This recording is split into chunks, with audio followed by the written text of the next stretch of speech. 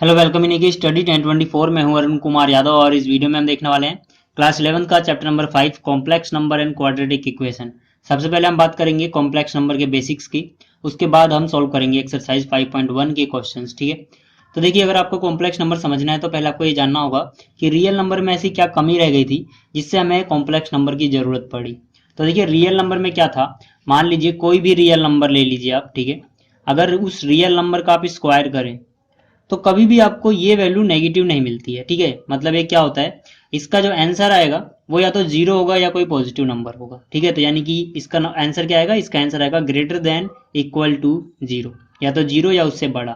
यानी कि अगर आप किसी पॉजिटिव नंबर को ले लें जो कि रियल नंबर का है, अभी मैं रियल नंबर की बात कर रहा हूँ, बाद में भी हम आएंगे कॉम्प्लेक्स नंबर पे। अगर पॉजिटिव नंबर का आप स्क्वायर करते हो, ठीक है, तो अगर आप पॉजिटिव नंबर का स्क्वायर करोगे तब भी आपको क्या मिलने वाला है, पॉजिटिव नंबर ही मिलने वाला है। जीरो का अगर आप स्क्वायर करोगे तो आपको जीरो ही मिलेगा। जीरो ना तो नेगेटिव होता है ना पॉजिटिव होता है।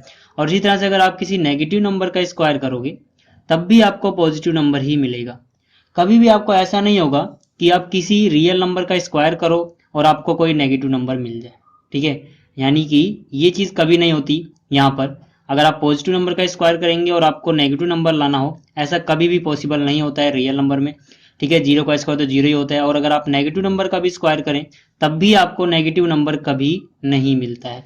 ठीक है, इसका मतलब ये हुआ कि जब हम रियल नंबर में कुछ इक्वेशन सॉल्व करते थे, जैसे कि क्वाड्रेटिक इक्वेशन भी है इस चैप्टर में, तो एक क्वाड्रेटिक इक्वेशन अगर मैं लिखूं यहाँ पे एक्स स्क्वायर प्लस थ्री और बराबर कितना है जीरो, और इसके अगर मुझे रूट निकालने हो रियल नंबर्स में तो मैं क्या कहूंगा, अगर मैं डी निकालूं तो सीधा सीधा मुझे पता लग जाएगा इसका जो डी आएगा वो नेगेटिव आएगा, तो इसका कोई रियल रूट नहीं होगा। या फिर अगर मैं सोल्व करके बताऊं तो x square is equal to कितना हो जाएगा, प्लस थ्री जाएगा यहाँ पर माइनस थ्री में, और एक्स की वैल्यू कितनी होगी, स्क्वायर हटा रहे हैं दोनों तो प्लस माइनस अंडर रूट के अंदर आएगा माइनस थ्री। अब अंडर रूट के अंदर नेगेटिव वैल्यू आ गई तो हम क्या कहेंगे कि इसका कोई रियल रूट नहीं है। ठीक है, इसका आंसर आएगा नो रियल रूट। यही प्रॉब्लम जो यहाँ पे सॉल्व नहीं हो रही है, इसका कोई रियल रूट नहीं आ रहा है, अगर हम बात करें इमेजिनरी नंबर में या फिर कॉम्प्लेक्स नंबर में तो इसका आंसर आ जाएगा। ठीक है, कॉम्प्लेक्स नंबर को इमेजिनरी नंबर भी बोला जाता है। यहाँ पर कुछ ऐसे नंबर भी एग्जिस्ट कर रहे हैं जिनका हम स्क्वायर करेंगे तब भी हमें नेगेटिव नंबर मिलेगा। ठीक है, यही डिफरेंस है रियल नंबर और कॉम्प्लेक्स नंबर में। ये तो वो था जो अभी तक हम पढ़ते हुए हैं, ठीक है, आपने पढ़ा होगा। अगर मैं बात करूँ कॉम्प्लेक्स नंबर की तो यहाँ पे एक नंबर होता है आयोटा। ठीक है, आयोटा की वैल्यू होती है अंडर रूट के अंदर माइनस वन। अब देखिए अगर आयोटा की value under root minus one है, कॉम्प्लेक्स नंबर है ये, तो अगर मैं अब स्क्वायर करूं, ठीक है, आयोटा का, तो मुझे क्या मिलेगा, देखिए आयोटा का अगर मैं स्क्वायर करूं तो इधर स्क्वायर हुआ तो इधर भी स्क्वायर हो जाएगा। ठीक है, तो यहां पर हो जाएगा ये चीज। और आप जानते हैं कि आयोटा का स्क्वायर अब कितना आ जाएगा, इसका स्क्वायर करोगे तो अंडर रूट हट जाएगा। ठीक है, अंडर रूट के अंदर माइनस वन है यानी इसका आंसर माइनस आएगा।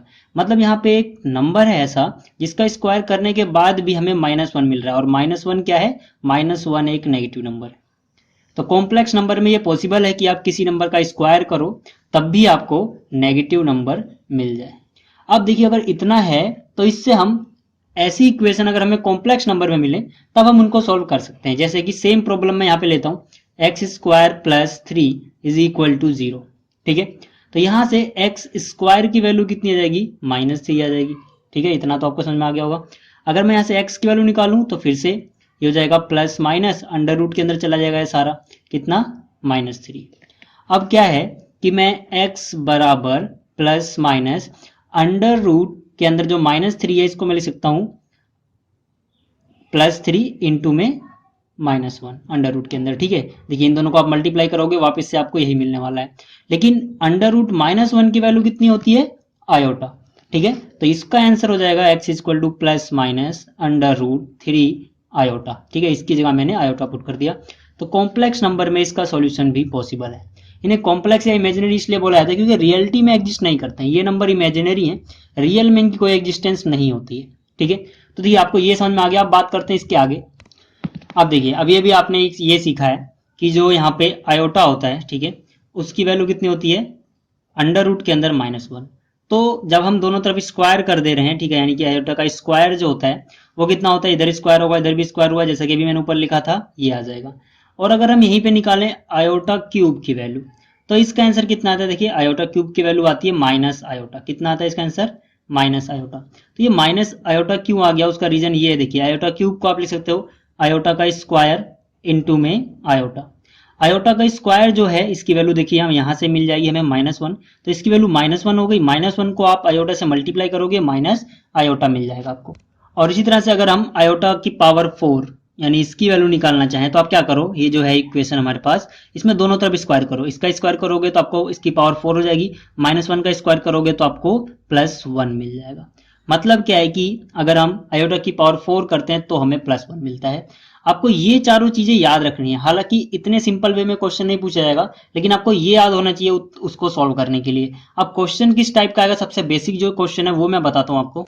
ठीक है, तो देखिए जो क्वेश्चन आएगा बिल्कुल बेसिक टाइप का, वो ये क्या है, मान लीजिए आपको दे दिया गया है कि आयोटा की पावर 25, इसको आप सॉल्व करो।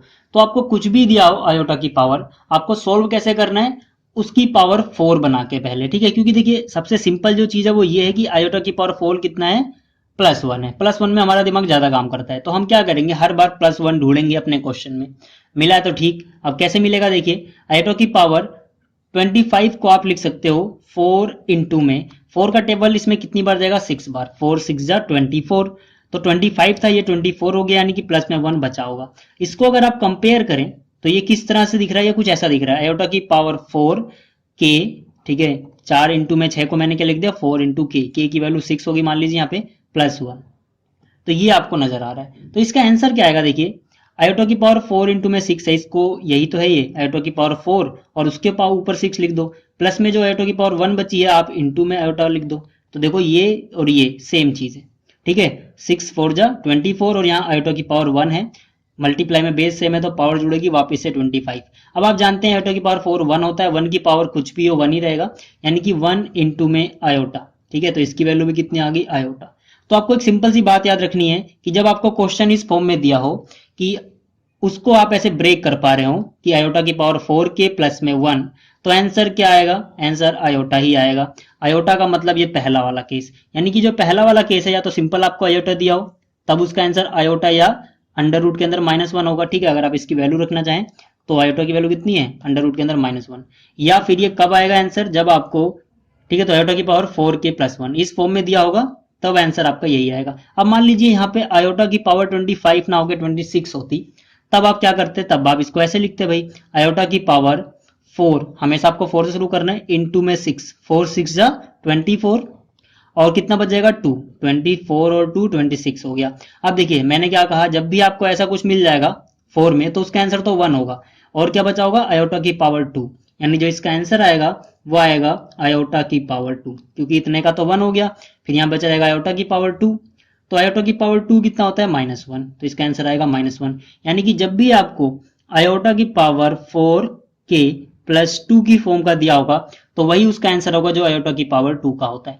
इसी तरह से जब आपको आयोटा की पावर 4 के प्लस 3 दिया होगा, इस फॉर्म में आप लिख सकते हैं उसको, जैसे कि आयोटा की पावर 27 होता है हमारे पास, तो इसको हम लिख सकते हैं आयोटा की पावर 4 इंटू में 6 24 हो गया, 24 में आप 3 जोड़ोगे 27 आ जाएगा।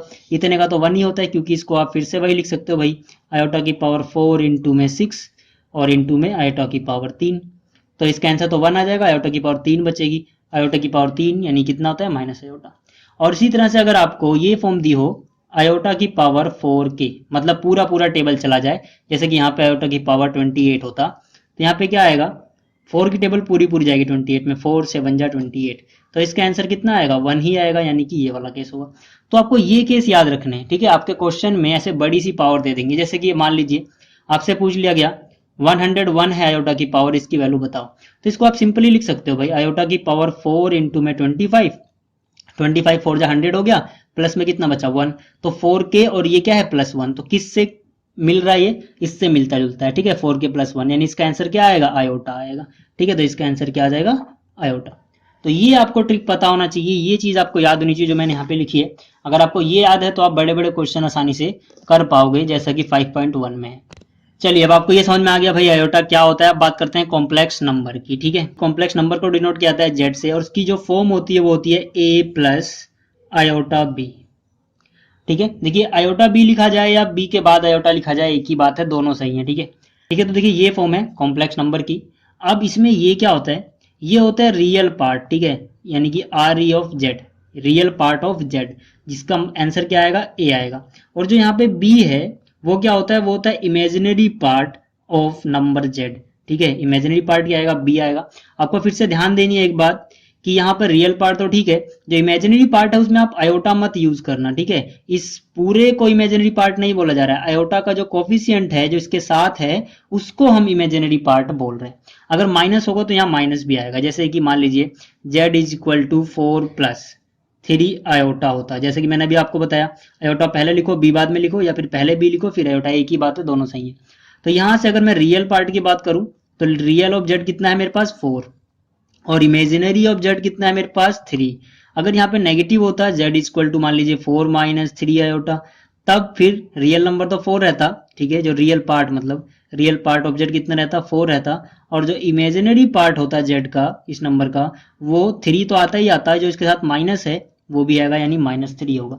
तो इतना भी आपको समझ में आ गया होगा। अब एक बात और जो बतानी रह गई है वो ये है कि मान लीजिए अगर दो नंबर जो है कॉम्प्लेक्स नंबर, मान लीजिए Z1 है हमारे पास, वो है a प्लस आयोटा बी, और एक दूसरा नंबर है Z2, वो क्या है, वो है c प्लस आयोटा डी। तो अगर मान लीजिए if Z1 is equal to Z2 है, मतलब Z1 और Z2 आपस में बराबर हैं, तो इसका मतलब क्या होगा, इसका मतलब होगा a प्लस Z1 की वैल्यू क्या है, a प्लस आयोटा बी बराबर होगा c प्लस आयोटा डी। तो इसका मतलब है कि रियल पार्ट के बराबर होगा, इमेजिनरी पार्ट के बराबर होगा। रियल पार्ट क्या है यहाँ पे a, यहाँ पे c, यानी कि a बराबर c के होना चाहिए और b बराबर d के होना चाहिए। ठीक है, इस पे अगर मैं आपको एक क्वेश्चन दिखाऊं सिंपल सा, एक नंबर में आता है कभी कभी ये। ठीक है, तो मान लीजिए यहाँ पर हमारे पास है 3 प्लस एक्स माइनस 4 आयोटा, और ये बराबर दिया हुआ है हमें y प्लस 7 आयोटा। तो यहाँ पे देखिए इस क्वेश्चन में ये रियल पार्ट है 3 और इसका रियल पार्ट क्या है y, तो मतलब y की वैल्यू 3 है अगर ये बराबर दिए हुए हैं तो। और इसी तरह से यहाँ पर इमेजिनरी पार्ट क्या है x माइनस 4। ठीक है, और यहाँ पर क्या इमेजिनरी पार्ट 7, आयोटा नहीं लिखना है आपको। तो यहाँ से x की वैल्यू कितनी आएगी, 4 उधर जाएगा प्लस में, यानी 7 प्लस 4 11, तो x की वैल्यू आ जाएगी 11। ठीक है, तो ये थे कुछ बेसिक कॉन्सेप्ट्स। अब देखते हैं एक्सरसाइज 5.1 के कुछ क्वेश्चंस। अब देखिए जो क्वेश्चन नंबर 1 to 10 है, इसमें हमें एक्सप्रेस करना है in the form of a plus iota b। पहला क्वेश्चन है 5 आयोटा मल्टीप्लाई में है -3/5 आयोटा। तो यहाँ से देखिए सिंपली 5 से 5 आप काट दो। ठीक है, तो यहाँ पे मल्टीप्लाई करने के बाद आयोटा इंटू आयोटा, यानी कि आयोटा का स्क्वायर हो गया, और यहाँ कितना है -3। अभी मैंने आपको बताया था आयोटा स्क्वायर की वैल्यू कितनी होती है -1। ठीक है, आपने अभी पीछे देखा था। तो यहाँ से आ गया -3 इंटू में आयोटा स्क्वायर की वैल्यू -1 आ गई। तो यहाँ से हमें आंसर कितना मिलने वाला है, यहाँ से हमें मिलने वाला है 3 इंटू 1 3 आ गया। लेकिन हमें जो एक्सप्रेस करना था वो था a प्लस आयोटा बी। यहाँ पे यानी रियल पार्ट तो आ रहा है, इमेजिनरी पार्ट नहीं दिख रहा हमें क्योंकि आयोटा बचा ही नहीं। तो हम क्या करेंगे, अपने आप से लिख देंगे 0 आयोटा। ठीक है ना, तो ये हमारा आंसर आया। इसको अगर हम z के बराबर मान लें तो z की वैल्यू हो जाएगी हमारे पास 3 प्लस 0 आयोटा। ठीक है ना, देखिए अगर आप चाहो तो ना भी लिखो 0 आयोटा, ठीक है, क्योंकि ये तो 0 ही हो जाएगा तो फर्क नहीं पड़ता है। बाकी आप चाहो तो लिख भी दो। एनसीईआरटी में सिर्फ 3 आंसर दिया हुआ है, बट क्योंकि इन्होंने बोला है a प्लस आयोटा बी की फॉर्म में लिखना है तो ये लिखना ज्यादा सही रहेगा, क्योंकि a प्लस बी आयोटा की फॉर्म में है। ठीक है ना, बाकी आप चाहो तो आप 3 लिखो, कोई दिक्कत नहीं है, क्योंकि एनसीईआरटी में अगर सिर्फ 3 आंसर है तो आपका आंसर अगर आप 3 लिखते हो तो गलत नहीं माना जाएगा। ठीक है, बात करते हैं आप क्वेश्चन नंबर 2 की। अब देखिए जो क्वेश्चन नंबर 2 है इसमें हमें दिया हुआ है आयोटा की पावर 9 प्लस आयोटा की पावर 19। तो अगर मैं इनको 4k की फॉर्म में एक्सप्रेस करूं तो कितना आ जाएगा, देखिए आयोटा की पावर 4 इंटू में 2, 4 2 जा 8 हो गया, प्लस में 1 बचा। इसी तरह से आयोटा की पावर 19 को मैं क्या ले सकता हूँ, 4 इंटू में 4, 4 जा 16, 16 में आप 3 जोड़ोगे तो आपको कितना मिल जाएगा 19।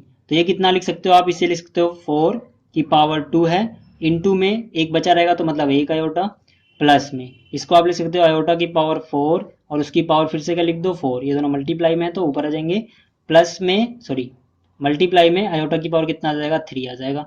तो इसका आंसर तो 1 होता है, यानी कि 1 इंटू में आयोटा, प्लस में इसका आंसर भी 1 होता है तो कितना आ जाएगा 1 इंटू में आयोटा की पावर 3 है यहाँ पर। ठीक है, आप देखिए ये तो आयोटा ही रहेगा, और यहाँ पे 1 इंटू में आयोटा क्यूब कितना आएगा आयोटा क्यूब, और अभी मैंने आपको बताया था आयोटा क्यूब की वैल्यू होती है माइनस आयोटा, यानी इसका आंसर आ जाएगा माइनस आयोटा, और आंसर कितना आएगा टोटल, आंसर आएगा 0। अब देखिए ये स्टेप लिखने की जरूरत नहीं थी आपको, आप चाहते तो सीधा यहीं से लिख सकते थे 4 इंटू 2 यानी 4 किया आ गया तो इसका आंसर 1 आ जाएगा, आयोटा की पावर 1 बची रहेगी, सीधा ही वाला स्टेप। इसी तरह से यहाँ पे आयोटा की पावर 4 इंटू 4, ये भी 4k की फॉर्म में है तो 1 आ गया, आयोटा की पावर 3 सीधा यहाँ पर, ठीक है। बट फिर भी मैंने एक बार ऐसे समझा दिया। अब इसका आंसर 0 आ गया। फिर से आप चाहो तो आंसर 0 पे छोड़ दो, नहीं तो आपकी मर्जी, आप लिख दो 0 आयोटा प्लस में, तो ये फॉर्म में आ गया ना, a प्लस बी आयोटा की फॉर्म में। नहीं तो आप सिंपली चाहो तो 0 भी लिख दो सिर्फ, आंसर वो भी सही है। अब बात करते हैं क्वेश्चन नंबर 3 की। अब देखिए जिसका क्वेश्चन नंबर 3 है, इसमें हमें दिया हुआ है आयोटा की पावर -39, तो इसको मैं लिख सकता हूँ 1 डिवाइड बाई आयोटा की पावर +39, ठीक है। इतना लिखने के बाद ये क्या हो जाएगा, 1 डिवाइड बाई आयोटा की पावर 39 को मैं नीचे लिखूंगा आयोटा की पावर 4 इंटू में 9, 4 9 जा 36 हो गया, 36 में आप 3 जोड़ोगे 39 आ जाएगा, ठीक है। अब देखिए 4k की फॉर्म में आप 3 भूल जाओ तो इसका आंसर इतने का तो 1 हो गया, ठीक है। तो ये बचा रहेगा आयोटा की पावर 3, यानी ये हो गया 1 डिवाइड बाई आयोटा की पावर 3। यहाँ तक समझ में आ गया। अब इसके बाद मैं यहाँ लिख रहा हूँ, देखिए अब इसके बाद क्या होगा, 1 डिवाइड बाई, अभी मैंने आपको बताया था कि भाई आयोटा की पावर अगर 3 हो तो इसका आंसर आता है माइनस आयोटा, ठीक है। तो इस फॉर्मूले का हम यूज करेंगे, 1 की जगह 1 आया, आयोटा की पावर 3 का आंसर आ गया माइनस आयोटा। अब देखिए हम माइनस वाली चीज जल्दी नीचे छोड़ते नहीं है डिनोमिनेटर में, तो हम क्या करेंगे, ऊपर नीचे दोनों को आप क्या करो, माइनस आयोटा से मल्टीप्लाई कर दो। यहाँ भी माइनस आयोटा से मल्टीप्लाई कर दिया और यहाँ भी माइनस आयोटा से मल्टीप्लाई कर दिया। इतना लिखने के बाद क्या होगा, देखिए 1 इंटू में माइनस आयोटा क्या रहेगा, माइनस आयोटा ही रहेगा, और यहाँ से minus iota into minus iota क्या आ जाएगा, आयोटा का स्क्वायर, ठीक है। और माइनस आयोटा अभी आपने पढ़ा था, आयोटा का स्क्वायर कितना होता है, -1, यानी कि नीचे आयोटा का स्क्वायर -1 आ जाएगा, माइनस से माइनस कट गया, आंसर क्या आएगा, आयोटा। तो चाहे आप यहीं पे आंसर छोड़ दो, या फिर इसमें रियल पार्ट नहीं दिख रहा है आप तो आप क्या लिखोगे, 0 प्लस आयोटा, ठीक है। चाहे भी इस फॉर्म में लिखो, चाहे ऐसे छोड़ दो। तो ये था क्वेश्चन नंबर 3, ठीक है। तो इस वीडियो में इतना ही। अब बाकी के पार्ट आपको इस वीडियो के डिस्क्रिप्शन में मिल जाएंगे, आप वहां से देख सकते हैं, और जो बचे हुए क्वेश्चन है वो हम अगली वीडियो में करेंगे। थैंक्स फॉर वॉचिंग, मिलते फिर अगली वीडियो में, तब तक के लिए गुड बाय।